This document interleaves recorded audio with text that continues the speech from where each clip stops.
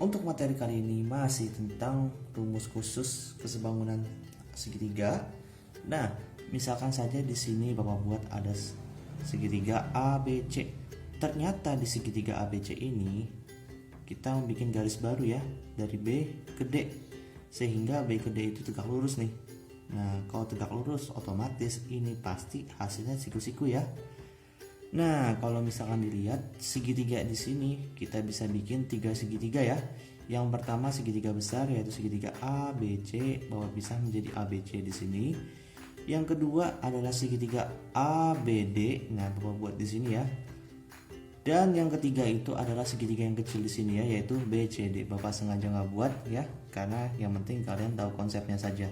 Berarti dari segitiga ini kita bisa bikin ketiga segitiga ya. Nah, segitiga ini semua segitiganya itu sudah sebangun pastinya. Nah, biar nggak bingung coba nih ya, nanti berdasarkan dari segitiga ini kita akan dapatkan suatu rumus ya. Sekarang coba perhatikan di sini.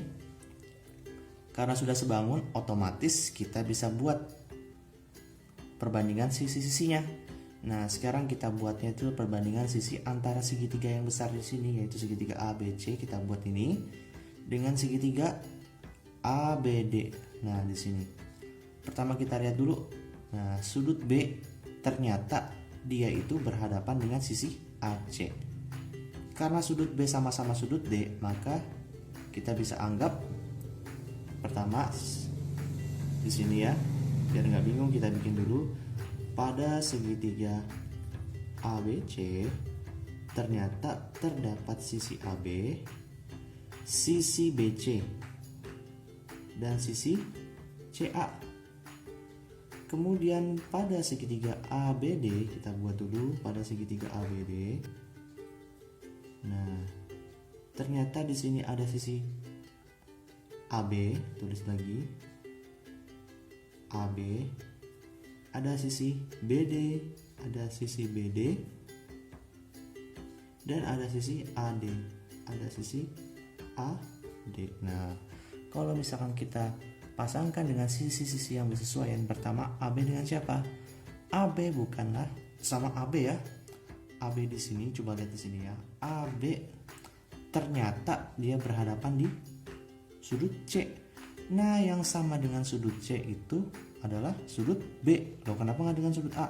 Karena sudut A sama dengan sudut yang ini sama ya, karena berhimpitan. Jadi sudut C di sini sama dengan sudut B yang ada di sini.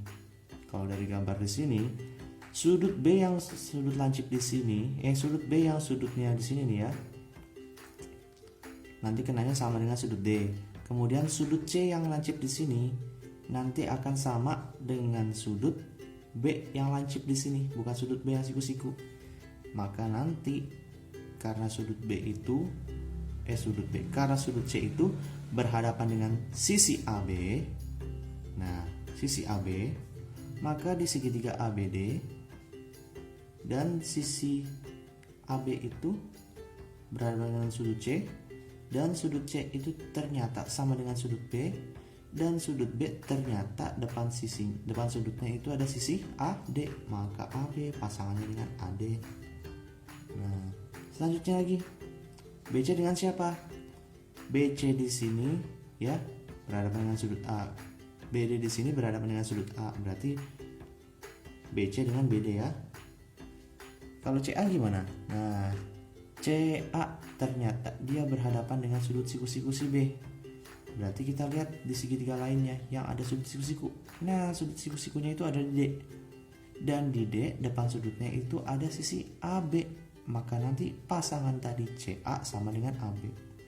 CA di sini sama dengan AB. Nah, sehingga kalau misalnya kita bikin perbandingannya, kita bisa hiraukan BC dan BD ya. Kita bisa bikinnya jadi ntar bentuknya AB per AD ya. AB per AD sama dengan BC per BD, BC per BD sama dengan CA per AB, CA per AB. Nah, seandainya kita pilih dua bagian antara yang di sini sama yang di sini, nanti bentuknya adalah AB di sini ya per AD sama dengan CA per AB. Seandainya kita kali silang AB dikali AB, AB kuadrat, AD dikali CA, AD kali CA. Nah, jadi nanti kita dapat rumus dari sini nih ya. Kita akan mendapatkan rumusnya AB ya, AB kali AB adalah AB pangkat 2 sama dengan AD dikali C dan A. Nah, jadi kira-kira ya. Nah, kalau misalkan kita menggunakan cara yang sama tapi di segitiga yang berbeda, nanti kita akan mendapatkan rumus, yaitu pertama BC kuadrat sama dengan CD yang dikali dengan AC. Kemudian yang ketiga rumusnya itu adalah BD kuadrat sama dengan AD yang dikali dengan CD. Dan inilah ketiga rumus yang biasa digunakan. Nah, jadi jangan bingung kalau misalkan cara mengingatnya, jangan terfokus sama hurufnya saja. Nah, biar nggak bingung, bisa dilihat di sini ya. Misalkan pengen mencari AB, berarti kalau mencari AB itu adalah mulai dari sini ya. Mencari AB berarti AD dikali AC tapi dikuadratkan. Nah, AD dikali CA sama CA sama aja ya. Lanjut lagi, mencari BC, mulai dari C nih. CD dikali CA, CD dikali AC. Nah, mencari BD gimana? Nah, BD karena di tengah-tengah, maka kita lihat perpotongannya DC dengan DA, berarti DC dikali DA atau AD dikali CD. Nah, ini sama aja ya, DC sama CD sama, DA sama AD sama. Nah, jadi kalau misalkan Bapak buat di sini ada suatu segitiga, nah kemudian di sini Bapak bikin garis tingginya, dan selanjutnya kita ganti hurufnya menjadi P, Q, R dan S. Seandainya pengen mencari SR ya, pengen mencari nilai SP, berarti ntar kenanya mulai dari S. SR, jangan lupa nih dikuadratkan. SR, tulis SR dikali SQ. Nah, mencari PQ gimana? Mencari PQ, nah kita buat kuadrat PQ mulai dari Q, berarti QR dikali QS, QR dikali QS. Apalagi mencari yang tengah-tengahnya nih, PR, mencari PR kuadrat, berarti tinggal kita buat di sini mulai dari sini ya, RQ dikali RS, maka ntar RQ dikali RS. Nah, intinya sisi-sisi yang biasanya dicari dalam bentuk segitiga seperti ini yaitu adalah sisi-sisi yang diapit oleh sudut siku-siku. Nah, ini kan sudut siku-siku ya. Nah, sudut siku-siku ini ternyata diapit oleh dua sisi. Nah, biasanya dua sisi inilah yang dicari. Dan garis tinggi di sini.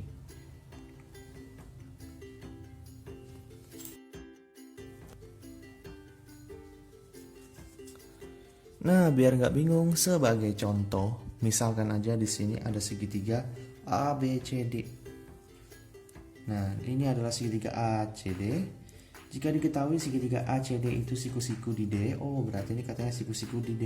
Kita buat dulu, ini adalah tanda siku-siku. Dan BD adalah garis tinggi.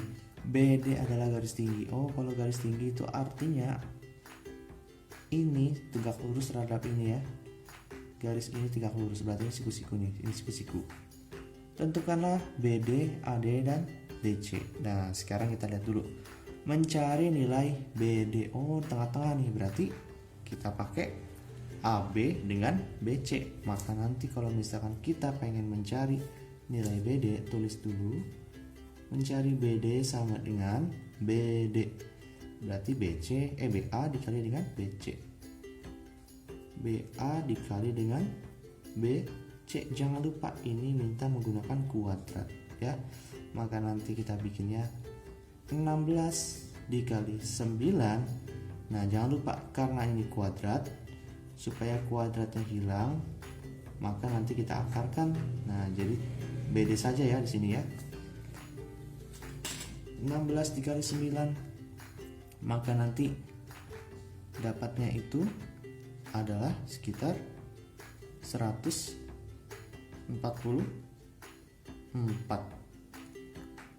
Akar dari 144. Nah, akar dari 144 adalah 12. Dari situ kita dapat BD ya. Nah, selanjutnya tentukanlah AD.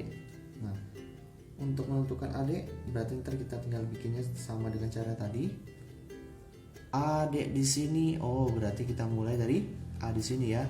Jadi nanti kenanya mencari AD itu sama dengan, nah karena AD adalah bagian segitiga yang di sini, maka kita pakai AB, tulis AB dikali dengan, nah segitiga penuhnya A ke C kali dengan AC. Jangan lupa ini dikuadratkan, maka nanti dapatnya AB, A ke B itu adalah 16, tulislah 16 dikali A ke C, dari A ke B aja 16, B ke C 9, maka dari A ke C 16 tambah 9 25. Jangan lupa AD itu kuadrat, maka kalau misalkan kita buat AD-nya saja, ini kita akarkan sehingga nanti hasilnya 16 dikali 25 itu dapatnya adalah sekitar 225. Nah, kalau diakarkan nanti kira-kira hasilnya langsung aja 16 kali 25 adalah 400, maka nanti dapatnya adalah akar 400 atau sama dengan 20. Kita dapat nilai AD. Nah, selanjutnya gimana kalau misalkan kita pengen mencari nilai DC? Nah, lihat di sini D dan C. Nah, D dan C itu daerah segitiga kecil ya, maka kita makainya adalah CB ya, biar nggak bingung terus dulu. Mencari DC itu sama dengan CB dikali dengan yang segitiga besarnya, berarti dari C ke A, tulislah CA. Nah, jangan lupa ini menggunakan kuadrat, maka nantinya CB diketahui 9 dikali C ke A itu, nah sama dengan AC tadi ya, 25. Jangan lupa ini DC dikuadratkan, maka kalau untuk menghilangkan kuadrat kita harus akarkan ya, sehingga nanti hasilnya adalah 9 dikali 225 akar 225 atau sama dengan 15. Maka didapat BD, AD dan DC berturut-turut adalah 12, 20 dan 15. Nah, jadi seperti itu.